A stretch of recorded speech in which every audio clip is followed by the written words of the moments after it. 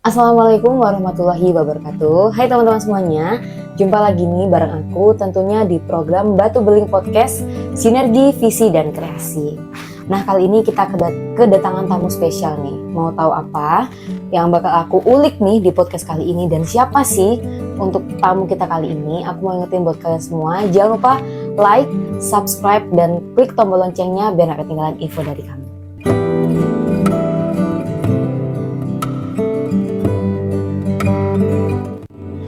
Oke teman-teman, tentunya kali ini aku gak sendiri di program podcast kali ini. Aku bareng Mas Umar. Assalamualaikum Mas. Waalaikumsalam warahmatullahi wabarakatuh. Sehat Mas Umar? Alhamdulillah. Nah teman-teman Batu Beling, nah mungkin kalian juga udah pasti kenal dong di episode-episode sebelumnya. Mas Umar ini banyak banget ngisi baik itu review, baik itu program ngobus dengan salah satu founder di Batu Beling sendiri. Nah Mas Umar ini tim senior kita ya yang ada di Batu Beling ya Mas ya? Ya, alhamdulillah saya sudah kurang lebih 6 tahun. Oh, 6 tahun nih teman-teman. Di Batu Beling. Alhamdulillah. Lancar ya Mas ya? Alhamdulillah. Alhamdulillah. Oke nih teman-teman, untuk di program podcast kali ini aku sama Mas Umar mau bahas nih, mau ulik tentang divisi aplikator. Nah mungkin teman-teman udah ada yang tahu divisi aplikator seperti apa, atau mungkin beda nih, mungkin divisi aplikator yang ada di Batu Beling seperti apa, kita bakal ulik tentunya. Nah Mas Umar, kalau boleh tahu, sebelumnya kan aku udah bahas nih di ngulik sebelumnya, di podcast sebelumnya itu tentang divisi supplier. Nah kali ini aku mau ulik nih, divisi aplikator apa sih Mas, kalau boleh tahu Mas? Sebenarnya di Batu Beling itu untuk awal atau pondasinya adalah aplikator. Jadi saat itu kita memang fokus atau kita bergeraknya di pekerjaan aplikasi. Awal-awal saya masuk itu masih ngerjakan plafon, masih ngerjakan finishing pengecatan, masih ngerjakan baja ringan, masih ngerjakan curtain wall, kaca, ya semua pekerjaan aplikator. Saat itu memang sudah ada kubikel toilet. Berarti awalnya Batu Beling sudah ada ya Mas ya? Iya, memang aplikator adalah pondasi sebenarnya. Aplikator itu usaha pondasinya Batu Beling. Awal saya masuk itu banyak pekerjaan aplikasi-aplikasi yang dikerjakan. Nah memang saat itu kita sudah ada pekerjaan kubikel toilet yang sampai saat ini eksis, dan itu jadi kekuatan kita, jadi spesialis kita di kubikel toilet tersebut. Jadi kalau tadi ngomong masalah supplier, ya supplier itu adalah sebenarnya subholdingnya dari Batu Beling. Jadi dulu itu apa yang akan kita kerjakan ke project itu kita beli sendiri, kita pakai sendiri.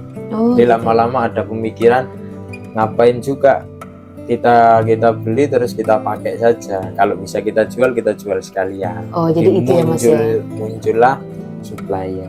Gitu tuh kurang teman-teman. lebih sekilas seperti itu. Wah menarik nih, berarti memang aplikator ini pondasi utama Batu Beling ya Mas ya. Batu Beling, dan saat ini bisa dibilang setara. Aplikator sama supplier, entah dari sisi omset, entah dari sisi timnya pun, itu bisa dibilang setara. Jadi alhamdulillah divisi supplier juga sudah mulai berjalan dan sudah bisa mandiri. Bisa mandiri, sudah berkembang lah divisi supplier itu. Oke nih Mas, berarti memang untuk saat ini baik supplier sama aplikator ini benar-benar udah saling support dan sama-sama eksis sampai saat ini ya Mas ya. Iya, memang alhamdulillah kelebihannya gini, ketika project agak slow, suppliernya lagi naik. Jadi saling mengisi. Ketika suppliernya agak slow, aplikatornya naik. Tapi yang jelas ketika aplikator naik, supplier pasti ikut naik. Pasti ikut naik. Karena juga support ya Mas ya. Ya, karena supplier juga support.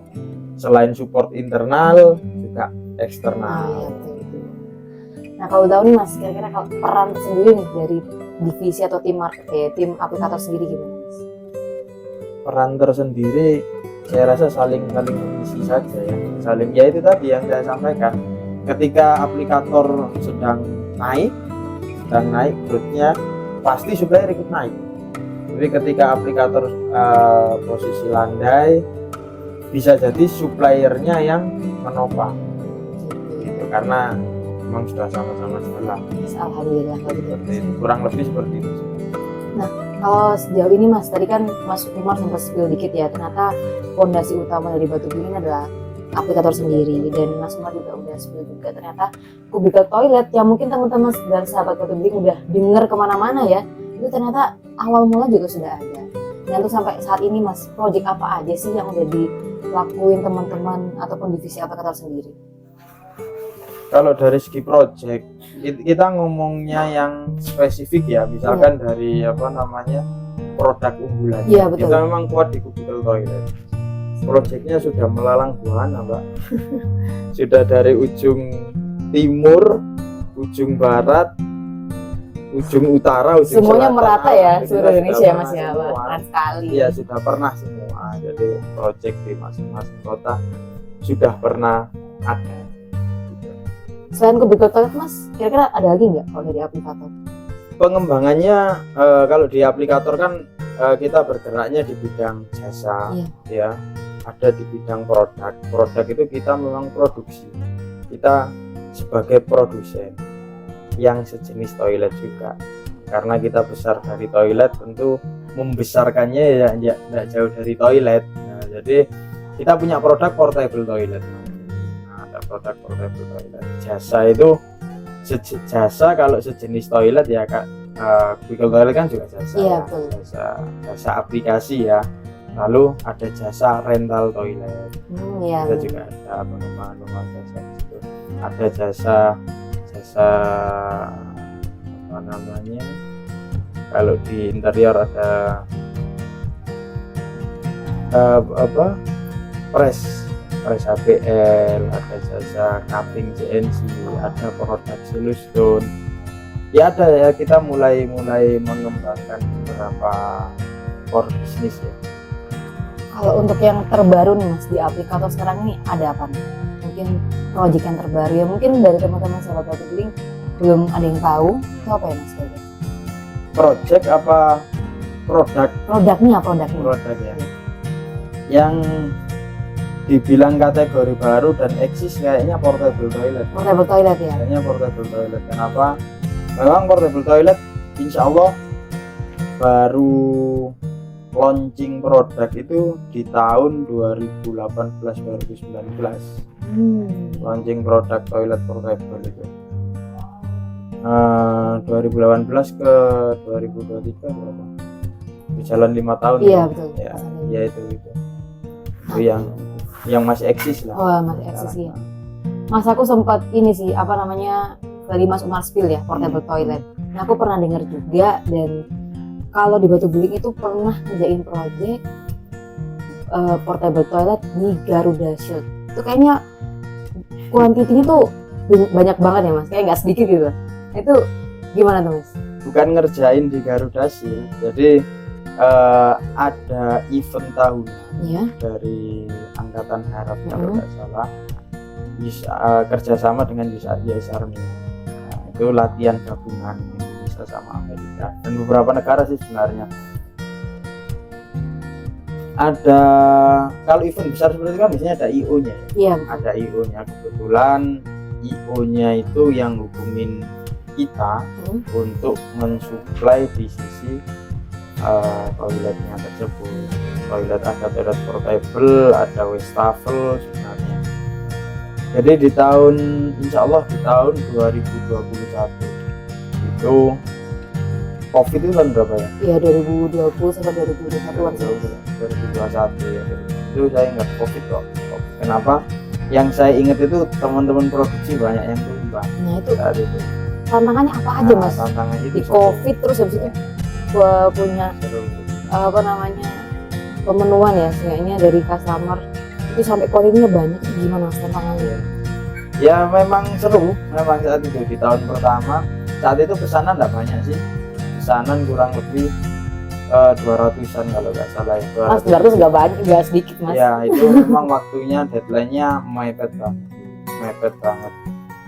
Harus terkirim semua akhir bulan Juli, sedangkan kita baru diinfo itu awal bulan Juli. Jadi kurang dari 1 bulan intinya. Di saat itu memang kondisi COVID, staminanya teman-teman juga down, ya staminanya juga down, tapi mau nggak mau ya harus diselesaikan karena sudah terima kontrak kan gitu. Kontraknya Batu Beling bukan dengan Garuda Shield ya, sama CEO kan. Oh iya. Sama CEO kan. Ya alhamdulillah selesai. Dalam kurang lebih 1 bulan ya mas, nggak sampai tuh ya kayaknya ya. Insya Allah nggak sampai 1 bulan. Wah, keren banget. Nah, dari awal mula pintu masuk tersebut di tahun 2022 itu pesertanya lebih banyak. Insya Allah 5 negara. 5 negara itu di Batu Raja, di mana? Di Palembang ya, acaranya. Karena sudah dipercaya mungkin ya, yang tahun sebelumnya kan enggak meleset dari kontrak kan gitu. Jadi kita dipercaya untuk dikasih order lagi. Oke. Kalau portable toilet sendiri mas, tadi kan ada event-event tertentu. Kira-kira untuk aplikator sendiri, selain project sebelumnya, untuk project yang lainnya ada nggak sih mas? Event-event besar mungkin yang ada di Surabaya sendiri pernah support nggak mas? Apa itu pengadaan portable Betul. toilet? Gimana aja tuh mas? Kalau di Surabaya pengadaan yang langsung secara instan kayaknya belum ada. Kalau untuk memenuhi event-event yang besar juga mas? Kalau pemenuhan event ya mungkin rentalnya itu konser, ada acara-acara acara perusahaan, acara komunitas gitu. Tapi kalau dari project yang dekat Surabaya yang pengadaan berkala ya, Iya. pengadaan berkala di smelter di Gresik itu kalau 200 unit sampai saat ini kayaknya sudah ada unit kita di sana di smelter itu.